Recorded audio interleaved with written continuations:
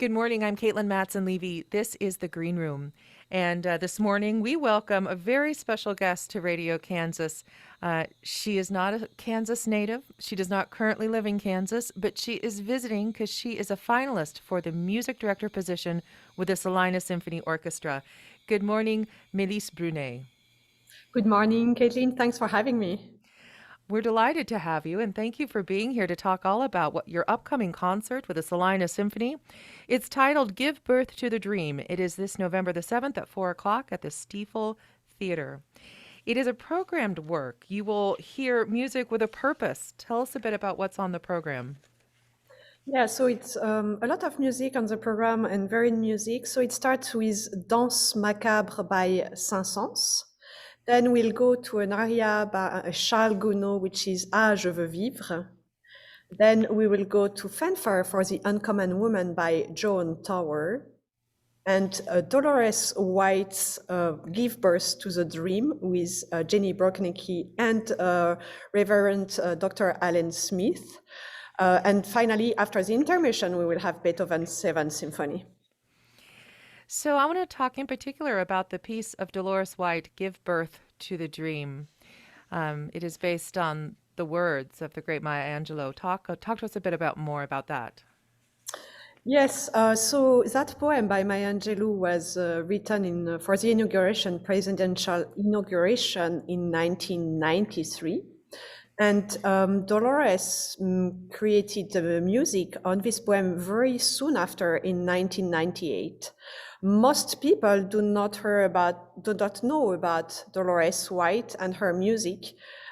She really wrote a lot of music for singers. And this piece, I discovered it 2 years ago, as well as her music, because I used to live in Cleveland and she also lives in Cleveland. And I totally fell in love with this piece, the power of the piece, the power of the words, and also the music she created around that gives so much hope. And in these times that we all are going through, very difficult time, I think we need a lot of hope, resilience, and, give us back some smile and positivity. Mm-hmm.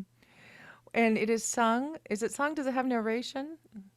Yeah, it is sung and it has a narrator as well. So the first part, it's divided in two parts, and the first one is with narrator, and then the second part is with the singer. So it's both spoken and sung words.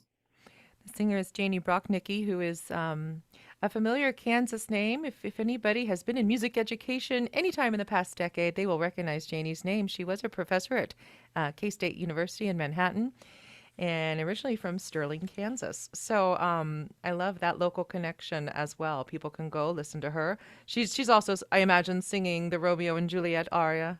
She is absolutely, yes. Thanks for mentioning that. So I wanted, Adrian Allen told me, you're going to perform with Jenny and then let's create a program together. So she sent me a list of pieces she really wants to perform, and we created that program together. And Fanfare for the Uncommon Woman. I think that there isn't a single soul walking the earth that hasn't heard of Fanfare for the Common Man, or at least would recognize the opening phrase. And Joan Tower wrote several different fanfares for uncommon women. Educate us a little bit about her intention with them. Why are there more than one? And why did you choose the one you chose? Yes, so Joan Tower, she started composing in the 60s at a time where there were not a lot of women composers, and it was very, very difficult. She, however, went for her own language, which is even more difficult to not really follow in the steps of one school. And that requires a lot of courage. And she wanted to dedicate this series of fanfares. If you take the 6 fanfares, it's a total of 25 minutes, and there are 6 of them that were written between 1986 and 2016. And she dedicated them to women who are adventurous and take risks. And I think it's the story of her life, and it's the story of life story of so many women all over the planet. So I've chosen the first fanfare because it's very, very close, as you mentioned, to Copland's fanfare for the common man in terms of orchestration and themes. And yet it is so different. And I thought it's really important to give the opportunity to our audience and the community to discover other great music with the same instruments, but that sounds totally different. Fanfare number 1 for the Uncommon Woman. We're going to hear it right now. This is the Colorado Symphony Orchestra under the direction of Maren Alsop, and we'll be back to talk more with Melisse Brunet and about the Salina Symphony's upcoming concert this Sunday. Fanfare for the Uncommon Woman number 1. You will hear that if you go to the Salina Symphony's Orchestra's concert, Salina Symphony Orchestra concert, this November the 7th at 4 o'clock at the Stiefel Theater. For information, go to salinasymphony.org. From there, you can hear where and how to get tickets for this concert. It is a wonderful concert titled Give Birth to the Dream, Music of Inspiration. And that particular piece we heard was conducted by Maren Alsop and the Colorado Symphony playing. And as soon as I pressed play, Melisse told me, well, that's perfect because it was actually dedicated to Maestra Alsop as an uncommon woman. I'm going to talk more with Melisse Brunet, but I want to get personal and talk about your history as a musician. I want to know, were you a soloist before becoming a conductor? Did you have dreams of being a concert pianist maybe, or a violinist before you went over to conducting? Oh no, never. Never. I've been having the dream of becoming a conductor when I was a teenager, kind of very early, very young. So I was like about, I don't know, 14, 13, 15. And I used to play the cello in orchestra at my school of music. In France, as you can hear, I have a slight accent. You have a small accent, and I am relishing. I could hear you talk all day long. I'm going to give you a phone book. You just read down the phone book. I can do that for you. Oh, good. So yeah, and playing the cello and playing some Mozart, I realized that that's not my thing, and I really want to share the music with everybody. As a conductor, share it with the musicians, the interpretations that the composer wanted, what they meant, writing all of those notes, share it with the musician, share it with the audience, and that dream never left me. So I've been just working towards that goal. You have a very well-known mentor. Yes, Pierre Boulez, so as a little kid in France, it's a very small country, much smaller than Texas.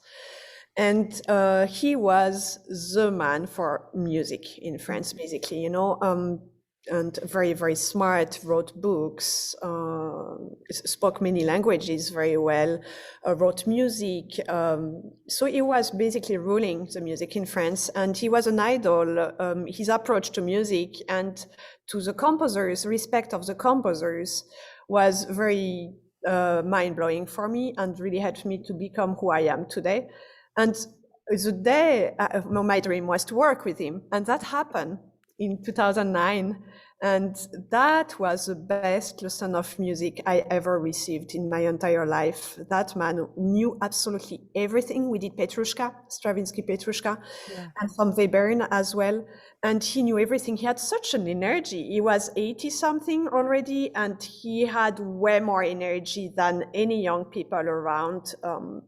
A very, very influential person. And I kept in touch with him, of course, afterwards. Was it a workshop that you were invited to, learn with him at? What was the setting for that mentorship? That was at the Paris Conservatoire, and that was a workshop where we had, actually it's online now, on YouTube you can find it, and it was recorded with a lot of cameras, a lot of very important people, and we were about, I think, 8 of us, to conduct with him and work with him for 2 or 3 days. And what's really interesting, after that, in January 2010, that's when I moved to America. in Cleveland, and that he came to work in Cleveland. So then I could see him again working with that fabulous orchestra. I love it. And now you're in Iowa. A new job, a new gig. Congratulations on your new gig in academia. Have you taught before? Yes. Oh, yes, yes. I started when I was 17. So I've always been passionate about performing at a very high level and teaching at a very high level. So, I started, I taught some cello, I taught music theory and conducted different orchestras of different levels. So it's something I always had in me, that passion of sharing like what everybody taught me and, to make a change in the community. And would you say that that's part of your mission as a conductor? That sort of mission of community and mission of sharing and integrating as many different aspects of the community into a concert as possible. Absolutely, yes. That's something to me that is very important, to be relevant in the community and to make a change, because arts really help people to realize their dream, to feel better, to have better health, to also become better and be able to go for some studies that they want to pursue and things. And I've always seen, there was a trend, it's changing, of conductors flying the world from a place to another. And at the end of the day, I find it very self-serving. But I think that as an artist, you are part of a community and you need to serve the people around you and make a change as well where you live. We're going to talk more about your thoughts about Kansas and Salina. But first, a little bit of the Beethoven Seventh. We're going to hear a bit of the finale of Beethoven's Seventh Symphony with Kurt Masur and the Gewandhaus Orchestra of Leipzig.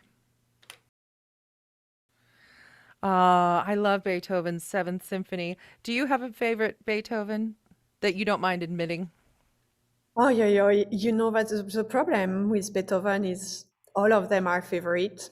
So, yeah. Are your favorite parts of all of them? You know where you stopped with the ostinato of the bassist? Mire, Oh, that mire, was it. I stopped right in the middle of it. Oh, that's awful. I'm that's it. sorry. No, that in drawing is stunning and so modern for his time. That's Yes. Melisse Brunet, who is the guest conductor of the Salina Symphony Orchestra and a finalist for music director. Maestra Brunet lives in Iowa and teaches at University of Iowa in Iowa City, and that is a new appointment. She just began there this semester. She has a very rich history of conducting around the world at this point, and we are grateful to have her here in Kansas. What are your impressions of Kansas? Have you ever been? No, that was my first time, actually. And many, many parts are very similar to Iowa. I was lucky to already, even though I just started, I travel a lot between Iowa and Des Moines. Hmm. And a lot of little hills are very similar in landscape, I find, to Iowa, actually. Before that, I lived in North Carolina, and before in Michigan, and before in Ohio. So I've seen a lot of parts of the country. Yes, you're no stranger to the Midwest. I am not, yes.